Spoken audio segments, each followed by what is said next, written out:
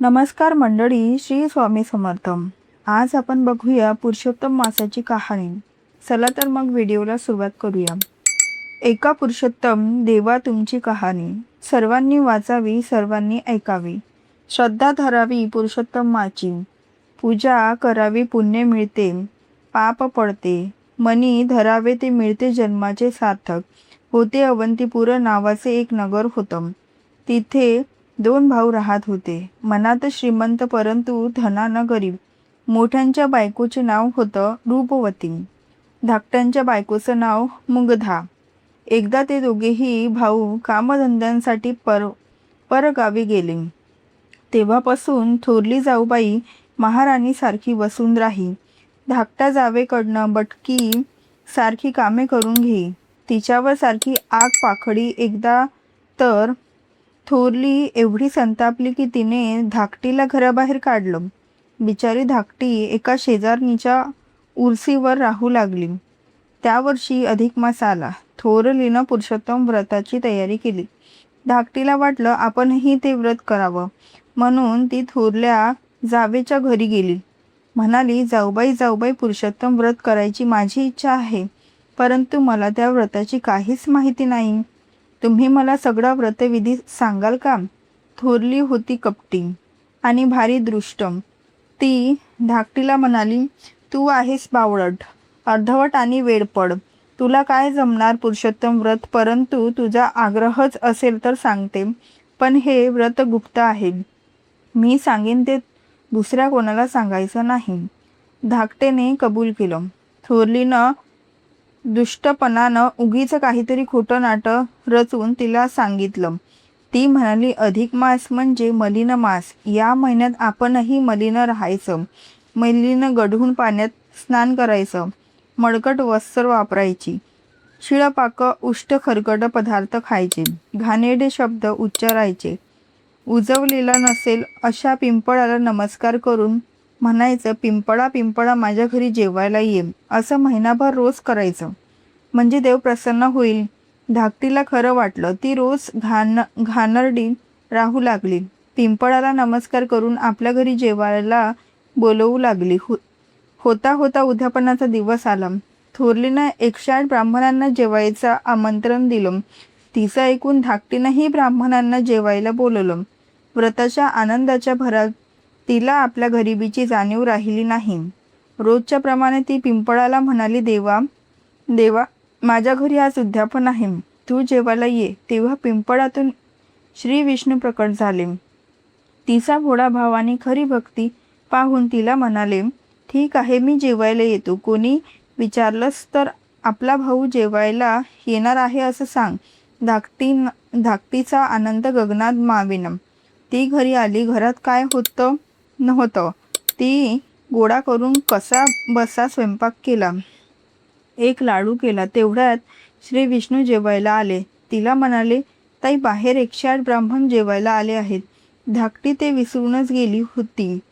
धड एका माणसालाही पुरण्यासारखं जेवण होतं. मग 108 ब्राह्मणांना कसं जेवण घालणार? घरात अन्नाचा आणखी एक दाणाही नव्हता. आता काय करायचं? विष्णूनं तिची चिंता दूर करायचं ठरवलं. ते म्हणाले, आता असं कर, एक केळीचं पान आण, एक द्रोण आण, माझ्यासाठी केलेला लाडूही आण. धाकटीनं श्री विष्णूंच्या सांगण्याप्रमाणे केलं. मग श्री विष्णूनं त्या पानांचे 108 तुकडे केले, द्रोणांचे 108 तुकडे केले आणि लाडवांचेही तेवढेच तुकडे केले. धाकटीने ते पान मांडली. लाडवाचे तुकडे ही वाढले. तेव्हा श्री विष्णूंच्या कृपेने 108 वास मंत्र, 108 पात्र पंचपक्वान्नाही भरली. ब्राह्मण आले, जेवले, तृप्त झाले आणि धाकटीला अनंत आशीर्वाद देऊन गेले. तिकडे थोरलीच्या घरी चमत्कार झाला. तिने तयार केलेले सर्व पदार्थ नाहीसे झाले. 108 ब्राह्मण उपाशी राहिले. रागाने तिला शाप देऊन निघून गेले. परंतु धाकटी अगदी गरीब आहे, तशात आपण तिला खोटं नाटं सांगितलं आणि तरीही तिने 108 ब्राह्मणांना भोजन कसं दिलं याचं थोरलीला नवल वाटलं. ती तशीच लगबगीनं धाकट्या जावेकडे गेली. धाकटीनं थोरल्या जावेला आदराने लावून नमस्कार केला. म्हणाली, तुम्ही सांगितल्याप्रमाणे मी अधिक मासाचं व्रत केलं, म्हणून भगवान श्री विष्णू प्रसन्न झाले आणि त्यांच्या कृपेनं उद्यापन देखील यशस्वीपणाने पार पडलं. धाकटीला आपण खोटं बोलू सांगितलं, पण तिनं ते खरं मानून भक्तिभावाने व्रत केलं, म्हणूनच तिला भगवान विष्णू प्रसन्न झाले. हे थोरलीनं मनोमन जाणलं. ती खजील झाली. तिने धाकटीचे पाय धरले, तिची क्षमा मागितली. तेव्हाच आकाशवाणी झाली, जे कोणी श्रद्धेने अधिक मास पाळतील, पुरुषोत्तम व्रत करतील, त्यांना मी असंच प्रसन्न होईल, त्यांच्या सर्व मनोकामना पूर्ण करन. त्यानंतर त्या दोघी जावा एकत्र आनंदाने वागू लागल्या. श्री पुरुषोत्तमाच्या कृपेने त्या दोघींचा संसार सोन्याचा झाला. दोघी जावा सहकुटुंब सहपरिवार पूर्ण सुखी झाल्या. त्यांना जशी सुखसंपत्ती मिळाली, तशीच त्या श्री पुरुषोत्तमाच्या कृपेने तुम्हा आम्हाला मिळो. ही साठा उत्तरायाची कहाणी पाचा उत्तरी सुफल संपूर्ण. ओम विष्णवे नमः. विष्णवे नमः. विष्णवे नमः. आता आपण आणखी एक कथा बघणार आहोत. ही कथा आहे अधिक मासाची, प्राचीन काळची. तिची घडणं चंद्र सूर्याची मानवंदना आहे. देवदेवतांची ही एक कहाणी कोणाला सांगितली ते चित्त देऊन ऐका. एकदा सर्व ऋषी मुनी तपोवनात एकत्र बसलेले होते. तेव्हा व्यास महर्षींचं आगमन झालं. ते सर्व ऋषी मुनींना संबोधून म्हणाले, आपण सर्व धर्मांचे पालन करतोस. आपल्याला या वर्षात अधिक मासाचं आचरण करायचं आहे. ऋषींनी म्हणाले, हा कोणता अधिक मास? व्यास ऋषी म्हणाले, अधिक मास म्हणजे जास्तीचा महिना. वर्षांचे एकूण महिने 12, 13वा म्हणजे अधिक मास. ऋषींनी विचारलं, तो कशासाठी? व्यास म्हणाले, चंद्र सूर्यांच्या प्रगतीमुळे दरवर्षी 10 महिन्यांचा फरक पडतो, 10 दिवसांचा फरक पडतो. 3 वर्षानंतर असा एकूण 1 महिन्यांचा फरक पडतो. 1 महिना अधिक धरून कालगणनेमध्ये मेळ बसवला जातो. हाच अधिक मास, याला पुरुषोत्तम मास असेही म्हणतात. आता सांगतो 13व्या महिन्याची कहाणी. नीट ठेवावी ध्यानी, त्याला मान द्यावा सर्वांनी, सांगितली मला नारद मुनींनी.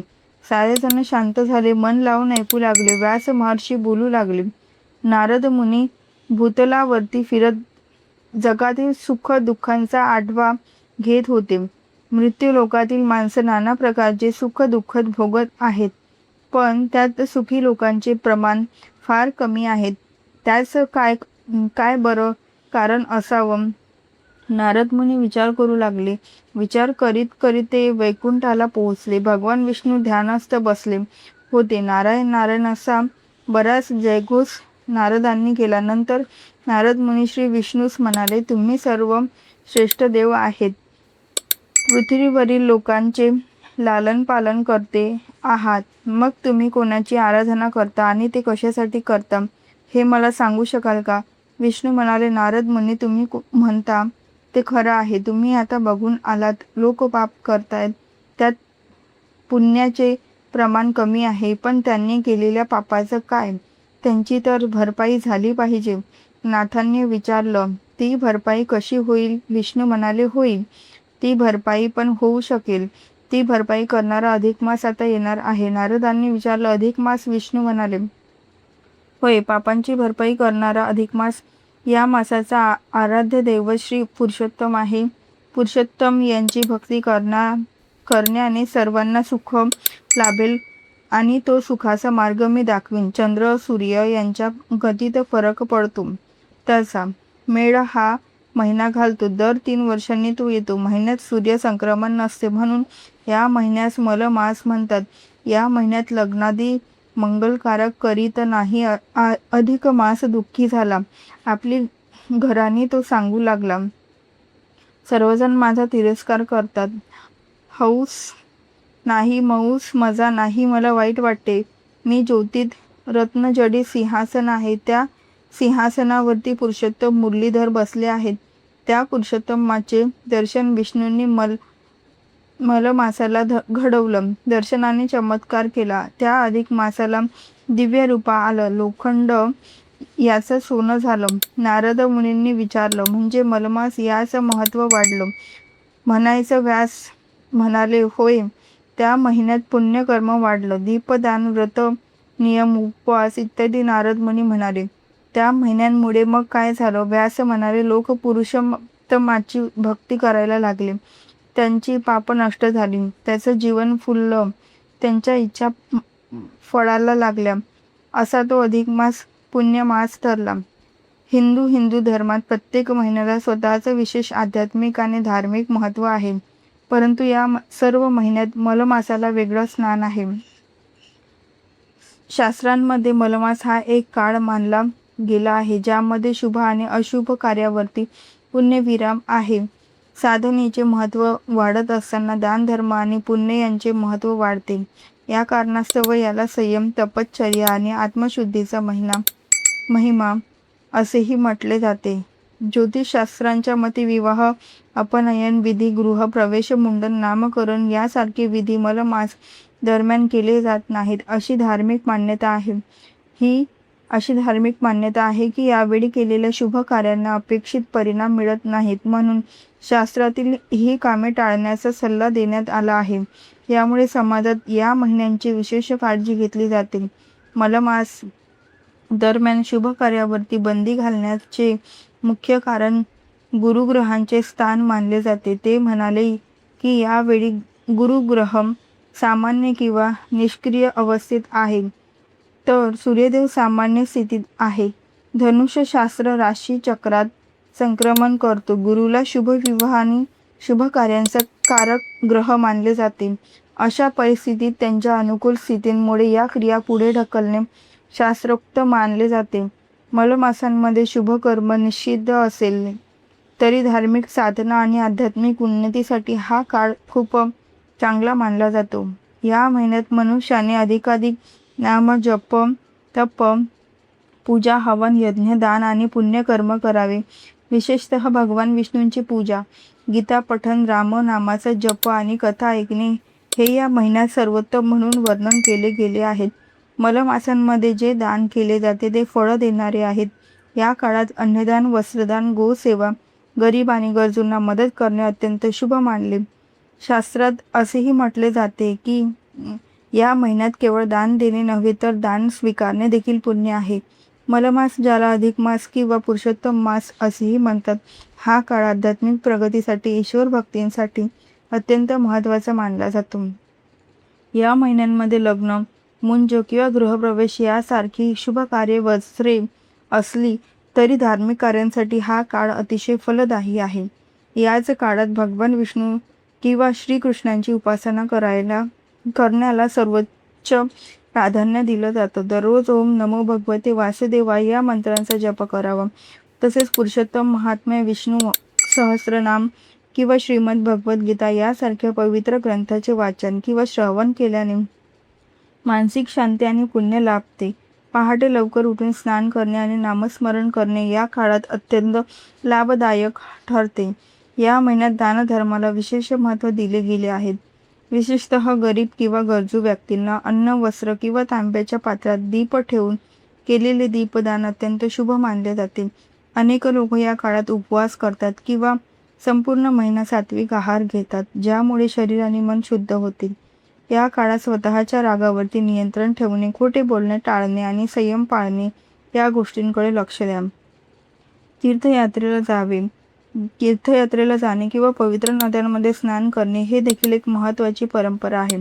थोडक्यात मलमास हा काळ भौतिक सुखांचा मागे धावण्यापेक्षा स्वतःच्या अंतरंगात डोकावण्याचा आणि आध्यात्मिक शक्ती वाढवण्याचा काळ आहे.